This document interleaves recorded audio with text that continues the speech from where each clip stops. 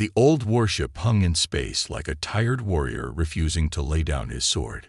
Its hull, scarred from 3 decades of service, still gleamed under the distant sunlight. The U.S. Defiant was the last of her kind, a nuclear-powered vessel in an age of antimatter drives and quantum engines. Captain James Miller stood at the observation deck of the orbital station, his weathered hands clasped behind his back as he watched his ship. Tomorrow, they would start taking her apart. The order had come down from Fleet Command. Decommission the outdated vessel and sell her for scrap.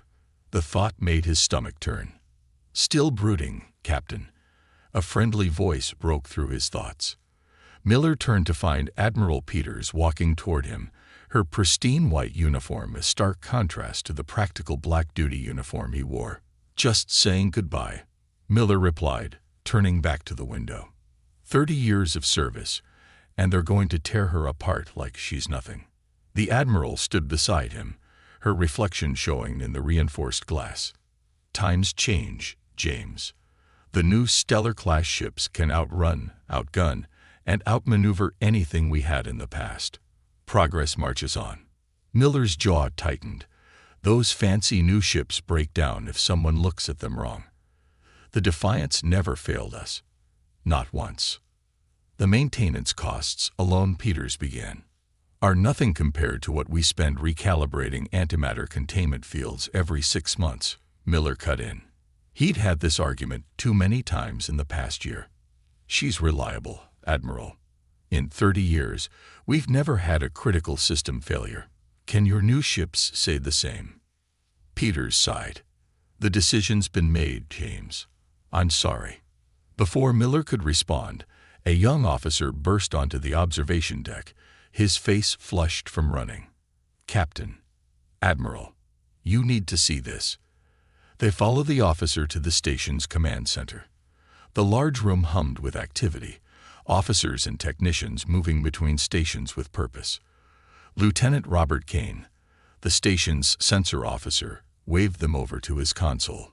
"We picked this up 20 minutes ago," Kane said, pulling up a display. "It's like nothing I've ever seen." Miller leaned in, studying the readout. A strange signal pulsed across the screen, its pattern unlike anything in their database. "Where's it coming from?" "That's the thing," Kane replied, bringing up a star chart. "It's coming from the edge of the Kuiper Belt.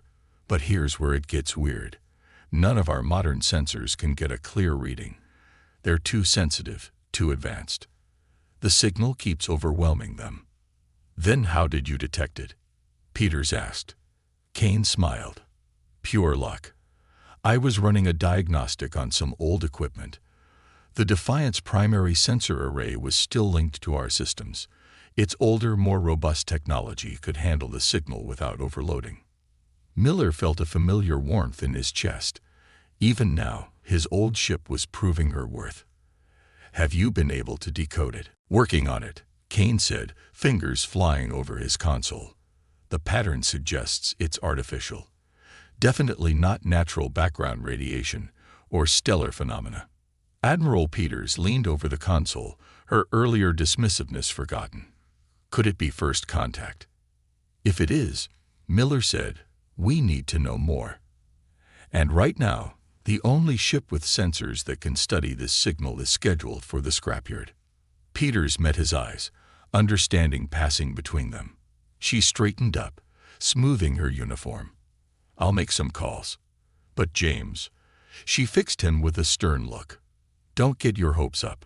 This might be nothing." Miller nodded, but inside, his mind was already racing. He knew his ship, knew what she could do. If there was something out there, something that their modern technology couldn't handle, the Defiant might be their only option. The next 12 hours passed in a blur of activity. The decommissioning orders were temporarily suspended, and Miller watched with satisfaction as his crew returned to the ship. They were a mix of veterans who'd served with him for years and younger officers who'd been assigned to the Defiant as their first posting.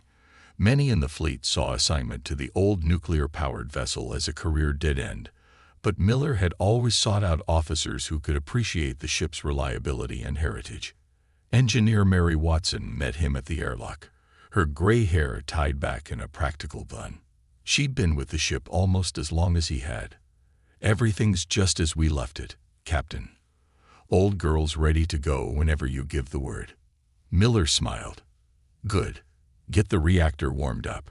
I have a feeling we'll be needing it soon." As they made their way to the bridge, Miller could feel the ship coming alive around them. The steady thrum of the nuclear reactor, the soft hiss of the air recyclers, the subtle vibration in the deck plates, all sounds that modern ships had engineered away, deemed too primitive for the current age. But to Miller, they were the heartbeat of a trusted friend. The bridge was already staffed when he arrived. Lieutenant Kane had transferred over from the station, bringing his expertise with the signal. He sat at the sensor station, working with the ship's science officer, David Walker, to analyze the mysterious transmission. "Report," Miller ordered, settling into his command chair. "Signal's still there, sir," Kane replied. "Getting stronger, actually. Whatever it is, it's moving into the solar system." Walker looked up from his station, his young face serious. "Captain, I'm detecting some unusual patterns in the signal. It's changing, like it's reacting to our attempts to scan it." Miller frowned. In his experience, anything that could adapt and react was potentially dangerous. "Keep monitoring it." "Mary, how's our power?" "Reactors at optimal levels, sir," Watson's voice came over the comm.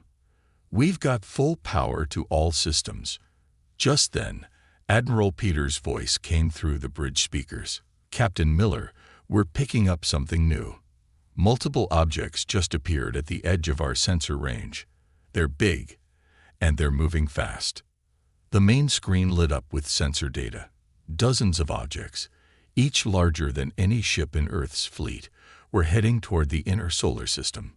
Their design was like nothing he'd ever seen, all sweeping curves and strange geometries that seemed to hurt his eyes if he looked at them too long. "Sir," Kane called out, his voice tense, "the signal, it's changed. It's broadcasting on all frequencies now. I think," he paused, double-checking his readings, "I think it's a message." The bridge fell silent as garbled sounds filled the speakers, slowly resolving into recognizable words through the ship's old but reliable translation matrix. "Obsolete beings. Primitive technology. Your existence offends us. Prepare for extinction." Miller's hands gripped his armrests as he watched more ships appear on the screen. Humanity's first contact with alien life, and it was anything but peaceful. He could already imagine the panic spreading through the fleet as the news reached Earth.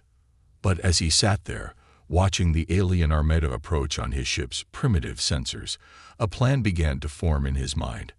The aliens had called them obsolete, primitive. Maybe that would be their advantage. "Send word to Fleet Command," he ordered, his voice steady. "The U.S. Defiant stands ready to defend Earth. And someone tell Admiral Peters."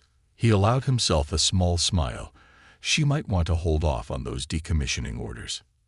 The old warship hung in space, its nuclear heart beating strong and steady as it prepared to face an enemy that saw it as nothing more than an outdated relic. But Captain Miller knew better. Sometimes, the old ways were the best ways. And before this was over, he would prove just how dangerous obsolete technology could be. Miller straightened in his chair. "Show me." The alien ships moved through space like dark clouds before a storm.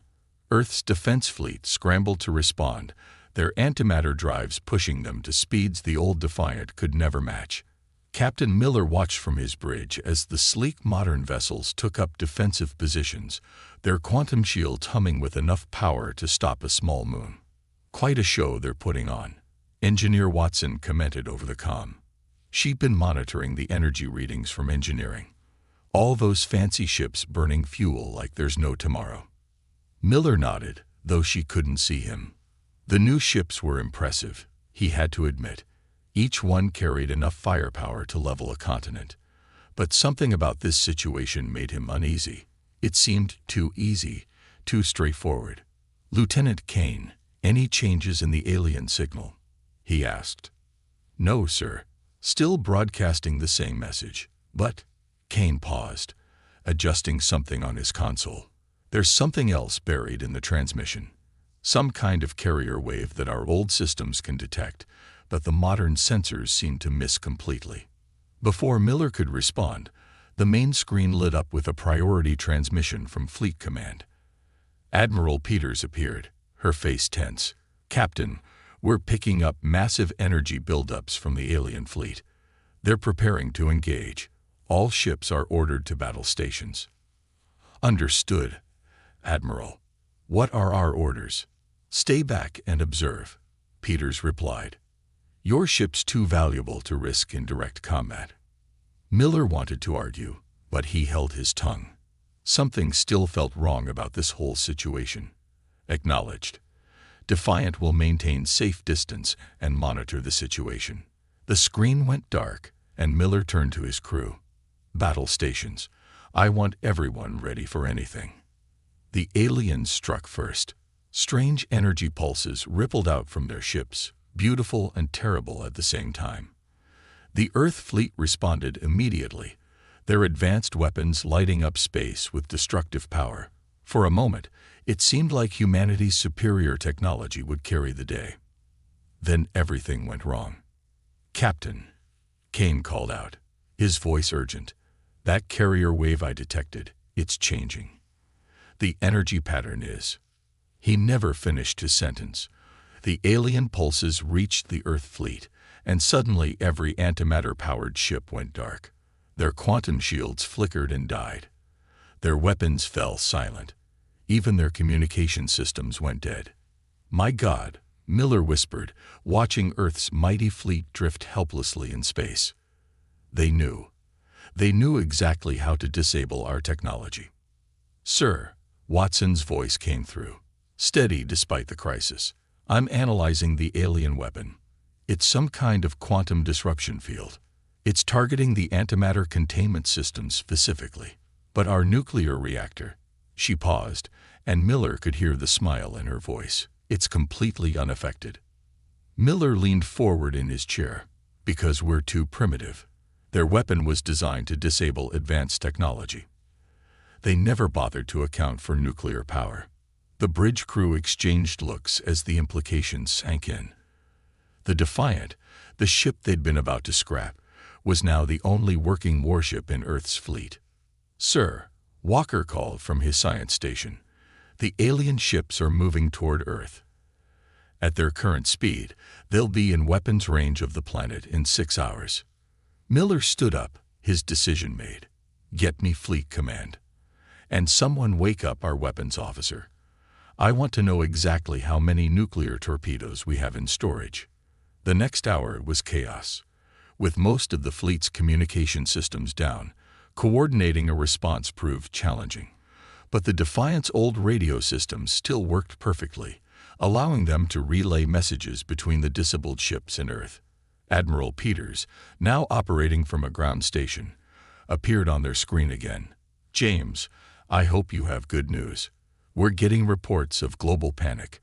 Our ground-based defenses are preparing for invasion. But without the fleet, we can fight," Miller interrupted. "The Defiant systems are fully operational, and I have an idea, but you're not going to like it." He explained his plan. The Defiant would use its immunity to the alien weapon to get close to their fleet. Their old-style nuclear torpedoes, guided by simple computer systems the aliens couldn't disable, might be able to penetrate their defenses. "It's a suicide mission," Peters said flatly. "Maybe," Miller agreed. "But right now, we're the only ship that can fight back. And I'm not about to let those aliens call us primitive while they destroy our world." There was a long pause before Peters nodded. "Do it. And James, good hunting." The Defiant's nuclear reactor hummed to life as they prepared for battle. Watson had coaxed every bit of power she could from the old systems. They wouldn't be as fast as the alien ships, but they had something better. They were unpredictable. "Ready on my mark," Miller ordered, watching the alien fleet grow larger on their screen. "Lieutenant Kane, keep monitoring their signals. Walker, I want continuous scans of their shield frequencies. Watson, give us everything you can from the reactor." The crew responded with quiet determination. They all knew the stakes. They all knew the odds. But they also knew that sometimes the old ways were the best ways. "Sir," Kane called out suddenly, "I'm detecting power fluctuations in the alien fleet. Their energy weapons are charging." "Hold course," Miller ordered. "Watson, how's our radiation shielding?" "Old-style lead and water shields, Captain. Simple, reliable, and working perfectly." The alien weapons fired, filling space with deadly energy. But the Defiant's thick armor and basic shielding held. Their simple systems had no quantum fields to disrupt, no complex algorithms to corrupt. They just absorbed or deflected the energy the old-fashioned way. "They're adjusting their attack pattern," Walker reported, "moving to surround us." Miller smiled grimly. "Just as expected. Helm, execute maneuver Delta 7. The Defiant turned sharply, its nuclear engines pushing it through a series of evasive maneuvers that would have seemed clumsy to modern pilots. But there was wisdom in those old patterns, developed over centuries of warfare. While the alien ships moved with impossible grace, the Defiant's motions were unpredictable, almost erratic. "First torpedoes spread ready," the weapons officer reported. "Target their lead ship," Miller ordered. "Let's show them what primitive technology can do." The nuclear torpedoes launched, their simple rocket engines carrying them toward their target.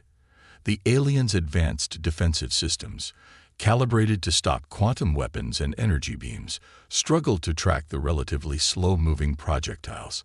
The first torpedo struck home. A massive explosion lit up space as the nuclear warhead detonated against the alien ship's hull. When the light faded, the enemy vessel was spinning, its sleek surface marred by a massive crater. "Direct hit," Kane shouted. "Their shields, they weren't designed to stop kinetic weapons." But there was no time to celebrate. The alien fleet was responding, their weapons becoming more focused, more dangerous. The Defiant shuddered as energy beams struck its hull. "Hull plating holding at 60%, Watson reported. "But we can't take too many more hits like that." Miller gripped his chair as another blast rocked the ship. They'd bloodied the alien's nose, proved they weren't as primitive as their enemies thought. But now came the hard part, surviving long enough to make a difference. "Prepare second torpedo spread," he ordered, "and get me fleet command. Tell them to ready every nuclear weapon we have planetside. We've proved these bastards can be hurt. Now we just have to figure out how to hurt them enough to make them leave." The Defiant turned to face the alien fleet again, its old engines growling with power. They were one ship against many, obsolete technology, against the most advanced weapons in the galaxy. But they had something the aliens didn't understand: the strength that comes from simplicity, and the power of a crew fighting for their home. The real battle was about to begin. Smoke filled the Defiant's bridge as damage control teams rushed to repair what they could. They had been fighting for 6 hours straight, using hit-and-run tactics against the alien fleet. 3 enemy ships now drifted in space, their hulls broken by nuclear fire, but the Defiant had taken heavy damage in return. "Status report," Miller called out, wiping sweat from his forehead. The environmental controls were failing, making the bridge feel like an oven. "Hull breaches on decks 3 and 4, Watson reported from engineering. "We've sealed them off. Reactors still holding steady, but we're down to 40% power.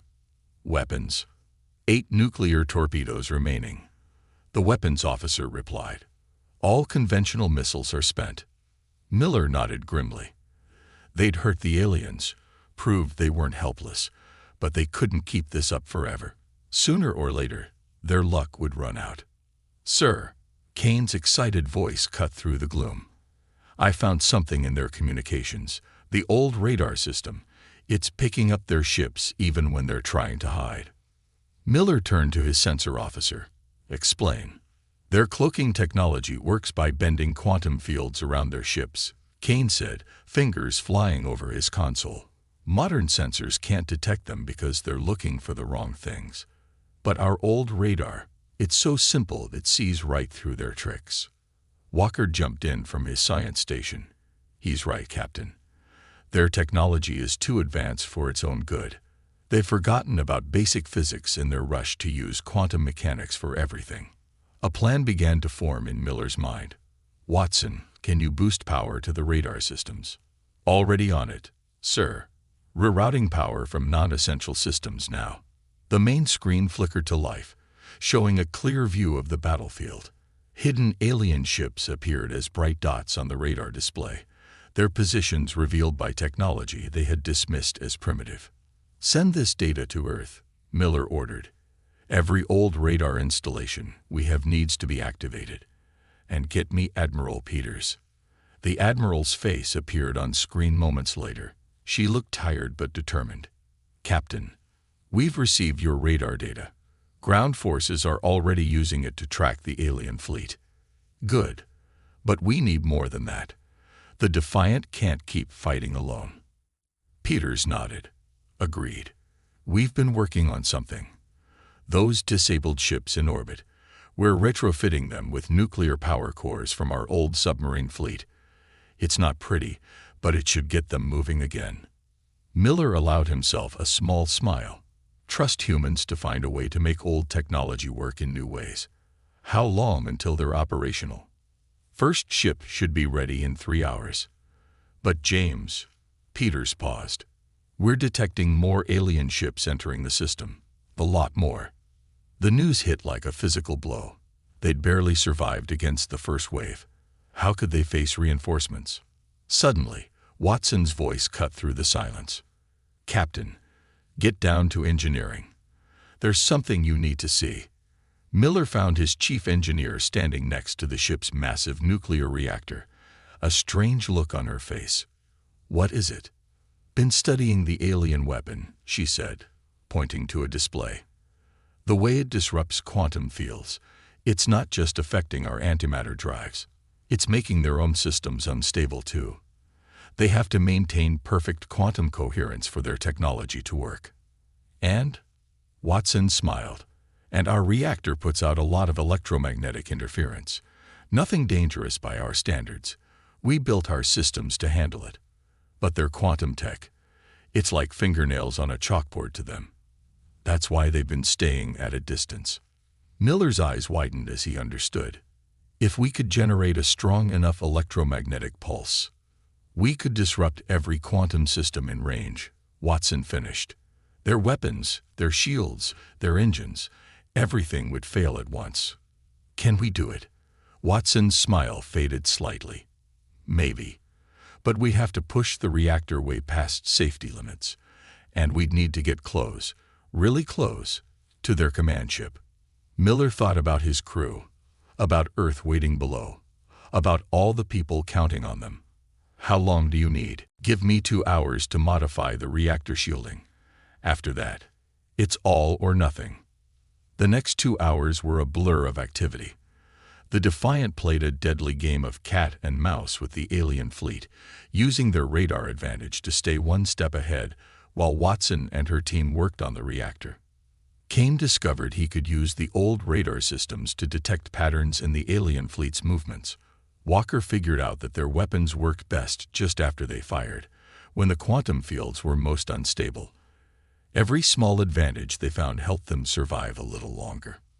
Finally, Watson's voice came over the comm. Ready, Captain. But I should warn you, this could fry every electronic system we have. Even if it works, we might not survive it. Understood. Miller turned to his crew. This is it. One way or another, we're about to show these aliens why you should never underestimate primitive technology. All hands, battle stations. The Defiant turned toward the alien command ship, its nuclear engines burning hot.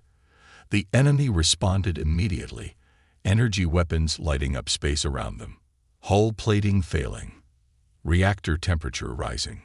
Multiple hull breaches. The damage reports came fast and furious as they pushed forward. Miller gripped his chair, watching the distance counter tick down.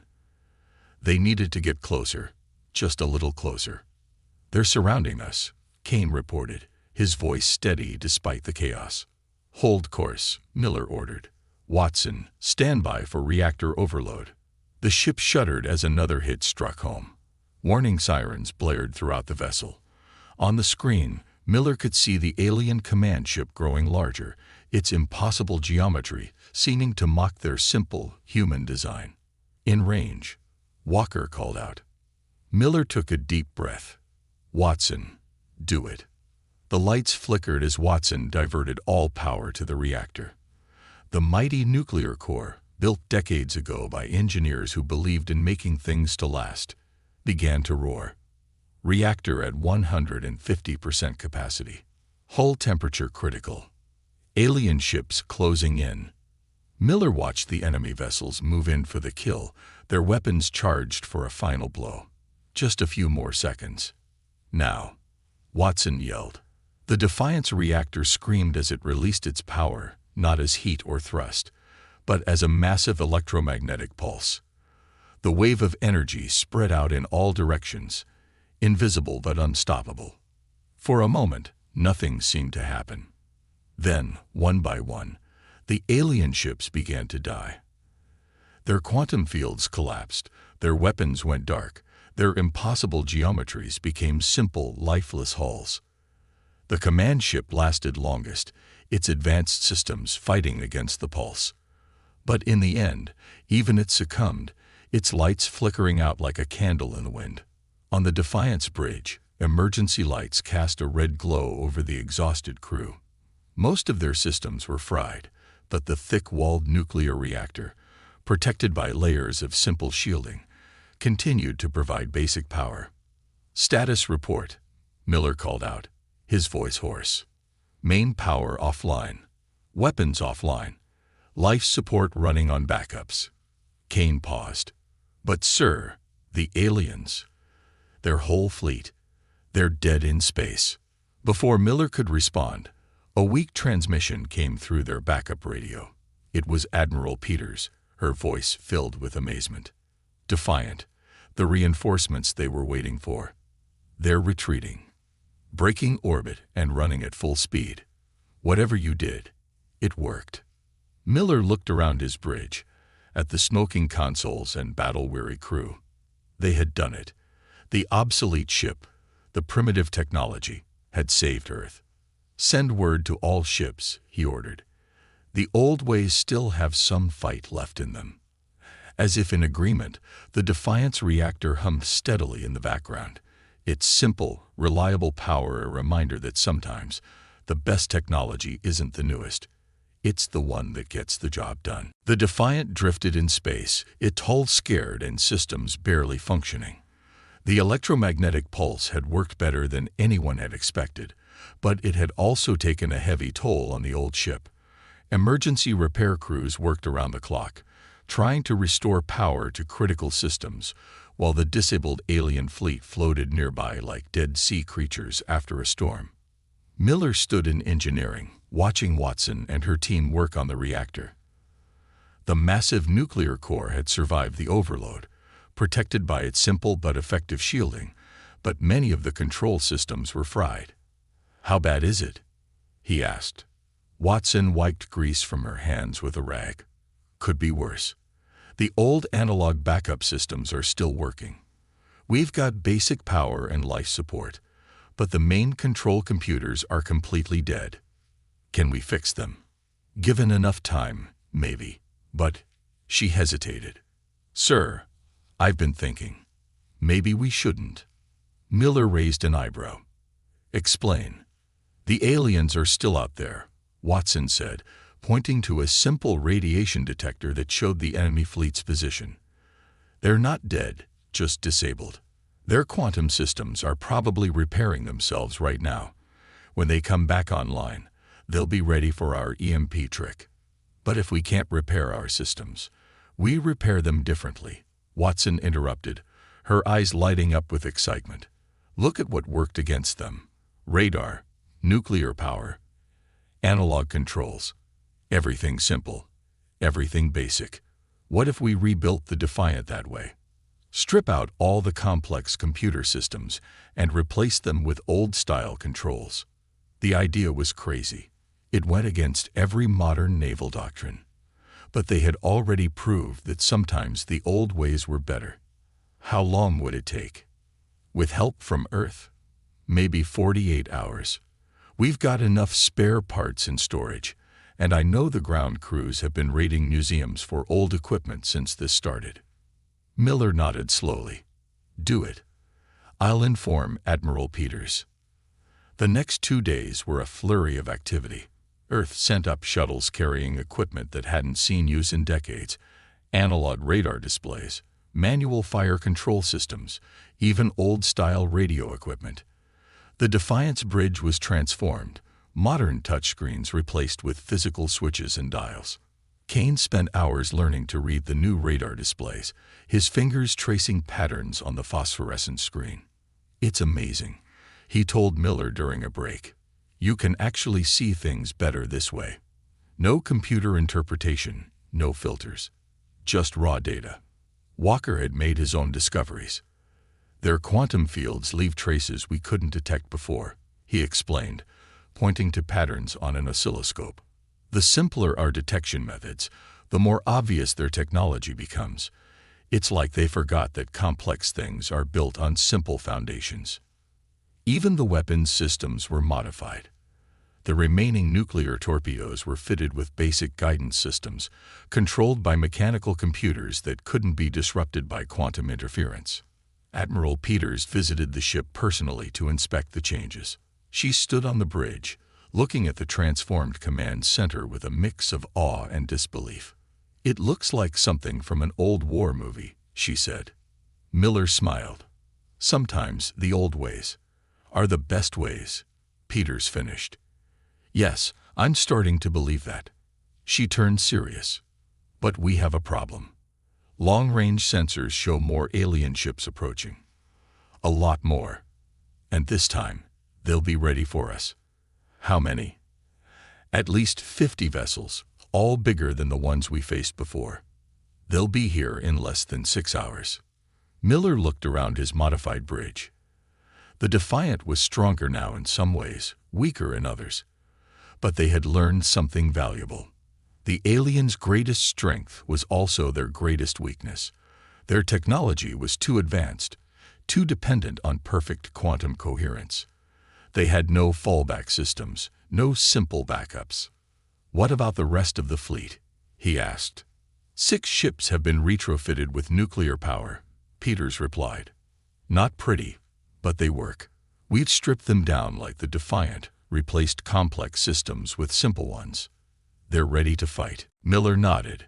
It wasn't much of a fleet, but it was better than fighting alone. And the alien ships we disabled? Still dead in space. We've managed to capture 2 of them. Our scientists are studying their technology, but it's like trying to understand a computer by looking at quantum mechanics. They skipped too many steps in their development. That gave Miller an idea. The captured ships, are their quantum fields still intact? Yes, just dormant. Why? Miller smiled. Because I think I know how we can even the odds. The plan came together quickly. The disabled alien ships were towed into position, their dormant quantum fields still detectable by the Defiant's simple sensors. Walker had discovered that these fields could be destabilized by specific frequencies of electromagnetic radiation, frequencies that a nuclear reactor could produce quite easily. Think of it like a tuning fork, he explained to the combined fleet crews. Hit the right frequency, and everything that resonates with it will vibrate. The aliens built their entire technology on quantum fields that all resonate at the same frequencies. If we can disrupt those frequencies, we can take down their whole fleet at once, Watson finished. It was a desperate plan, but those were the only kind they had left. The modified Earth ships took up positions around the captured alien vessels, their nuclear reactors humming with power. The Defiant would lead the attack, using its more powerful reactor to trigger the cascade. All ships report ready, Kane announced as the alien reinforcements approached. The new radar systems tracked them clearly, showing their attack formation. Remember, Miller said to his crew, they think they know what we can do now. They'll be expecting another EMP. We have to make them think that's still our only trick. The alien fleet arrived exactly as predicted, their ships moving with impossible grace. Their first transmission was short and arrogant. Your primitive weapons cannot harm us twice. Surrender and die quickly. Miller smiled grimly. Let's show them how primitive we can be. All ships, execute Battle Plan Delta. The Earth fleet moved forward, seemingly attempting to close range for another EMP attack. The aliens responded exactly as expected, spreading out to surround them, while staying just outside the estimated pulse range. They're in position, Walker reported, watching his oscilloscope. Quantum field resonance is strong. Miller took a deep breath. This would either work perfectly or fail spectacularly. Watson, begin reactor sequence. The Defiant's nuclear core spun up, but instead of building to an EMP burst, it produced a carefully calibrated frequency of radiation. The captured alien ships, positioned like giant tuning forks in space, began to resonate.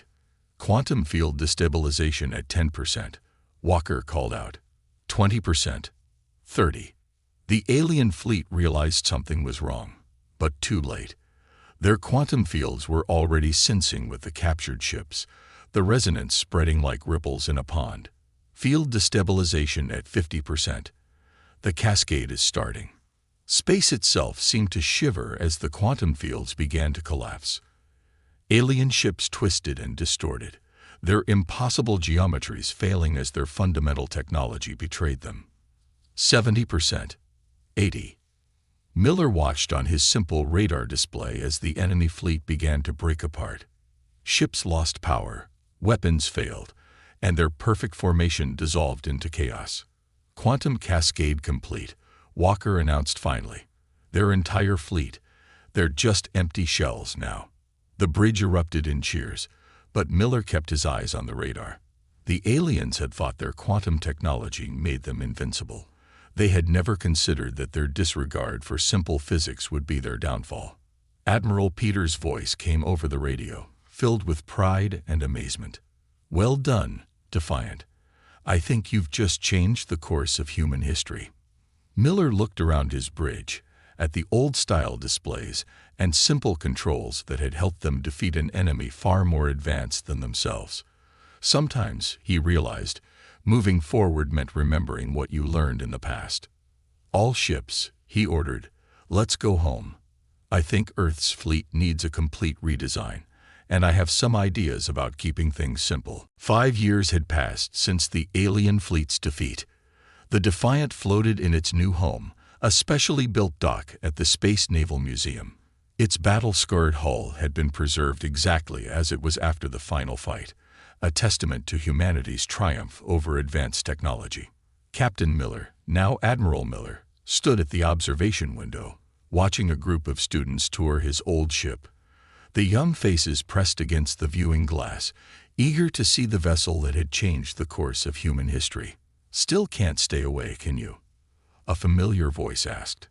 Miller turned to find Watson walking toward him, her engineer's uniform now decorated with command insignia. Just making sure they're taking good care of her, he replied with a smile. How's the new fleet coming along? Better than anyone expected. Watson joined him at the window. The hybrid ships are performing perfectly. Nuclear power cores, analog backups for all critical systems, and just enough quantum tech to keep up with modern needs. Simple, reliable, and impossible for aliens to disable. The defeat of the alien fleet had revolutionized human spacecraft design. The new doctrine emphasized redundancy and simplicity, combining the best of old technology with carefully selected modern advances. Every ship now carried both quantum and nuclear power systems, advanced computers alongside mechanical backups. And the defense grid. Old-style radar stations covered the entire solar system, Watson said proudly. We can spot quantum signatures light hours away. Nothing's sneaking up on Earth again. They watched as the tour guide, a young officer, pointed out features of the Defiant to the students. The ship's simple design had become a model for military engineers across the world. Sometimes the best solution wasn't the most advanced one. Admiral Miller. The tour guide had spotted him. Would you mind speaking to the students? They're studying the Battle of Simple Victory. Miller raised an eyebrow at the name. Historians had a flair for dramatic titles, but he nodded and followed the guide to where 30 eager faces waited. Is it true the aliens never came back? One student asked immediately. They tried once, Miller replied. A small scout fleet appeared at the edge of the system 2 years ago. When our warning shots disrupted their quantum fields, they turned and ran. They learned their lesson about underestimating primitive technology. But why did their advanced technology fail? Another student asked. Weren't they smarter than us? Smart isn't always the same as wise, Miller said. They focused so much on advancing their technology that they forgot about the basics. Like building a house on sand, no matter how impressive the building, if the foundation isn't solid, it will fall. The students nodded, taking notes on simple paper notebooks. That was another change since the war. People had learned not to rely too heavily on complex technology. Computers were tools, not crutches. A soft beep from Watson's communicator interrupted the discussion. She checked it and turned to Miller with a serious expression. Sir, Fleet Command needs us. The deep space arrays picked up something. Miller excused himself from the students and followed Watson to the command center. Admiral Peters was waiting for them, studying a display that showed familiar quantum signatures at the edge of detection range. They're back, Miller asked. Not exactly. Peters brought up a recorded transmission. This arrived an hour ago. I think you'll want to hear it. The message played, translated from the alien language they had come to know well. To the defenders of Earth, we bring greetings and a request for dialogue. Our civilization has reconsidered its approach to technological development. Miller and Watson exchanged looks. They want to talk. More than that, Peters said. They want to learn. Apparently, their defeat here caused quite a stir back home. Their scientists started questioning their complete reliance on quantum technology. Now they want to understand how we created effective hybrid systems. They want to learn from us. Watson asked incredulously. The primitive species. Sometimes the student becomes the teacher, Miller said softly. What's the council's response? They're willing to open diplomatic channels, but they want the hero of the Battle of Simple Victory to lead the first contact team. Peters smiled at Miller, interested in being an ambassador. Miller looked out the window at the Defiant. The old ship had taught humanity a valuable lesson about the danger of abandoning proven technology in the rush for advancement. Now, perhaps, it could teach that lesson to others. On one condition, he said. We host the first meeting here, at the museum. Let them see where it all started. 3 months later, Miller stood in his dress uniform, watching the alien diplomatic vessel dock at the museum station. It was smaller than their warships had been, with none of the impossible geometries that had marked their previous ships. Instead, it showed signs of hybrid technology, quantum drives alongside conventional engines, complex sensors paired with simple backup systems. The alien ambassador emerged, its crystalline form catching the light. It approached Miller and performed a gesture that their cultural experts had identified as a sign of respect between equals. Admiral Miller, it said through a simple electronic translator. No quantum fields involved. My people once called yours primitive. We were wrong. True wisdom lies not in abandoning the past, but in building upon it. Welcome to Earth, Miller replied. I believe we have much to learn from each other. As they walked toward the museum, the ambassador's crystalline eyes fixed on the Defiant. The ship that changed everything, it said. We have stories about it now, you know. The primitive vessel that could not be defeated. The warrior that taught us humility. Miller smiled. She wasn't primitive. She was reliable. Sometimes that's more important than being advanced. The ambassador made a sound that the translator interpreted as agreement. My people have a saying now. The simplest foundation supports the tallest tower. We learned it from you. They reached the observation deck, where representatives from both species waited, humans and aliens, ready to share knowledge and learn from each other. And above them, the Defiant floated silently, its battle-scarred hull a reminder that sometimes the old ways were the best ways. Later that night, Miller returned to his favorite spot by the observation window. The alien ship glowed softly in the darkness, its hybrid systems a testament to how far both species had come. "You know," Watson said, joining him again, "they're calling her a legend now. Not bad for an obsolete ship they wanted to scrap." Miller watched as maintenance crews worked on the museum displays, preparing for the next day's tours. Future generations would come here to learn about the battle, about the importance of balance between old and new, about the danger of believing that newer always meant better. "She wasn't just a ship," he said finally. "She was a reminder. A reminder that sometimes the simple solution is the right solution. That wisdom doesn't always mean moving forward. Sometimes it means remembering where you came from." The Defiant's hull gleamed under the station's lights, its scars badges of honor now. They had called it obsolete, but it had become something more. It had become a legend, a teacher, and a bridge between two civilizations, learning to value both progress and tradition. The old ship had taught them all that true strength lies not in complexity, but in reliability. Not in being the most advanced, but in being the most dependable. It was a lesson that would guide humanity to the stars, not as conquerors or victims, but as teachers and students, always remembering that sometimes the old ways were the best ways.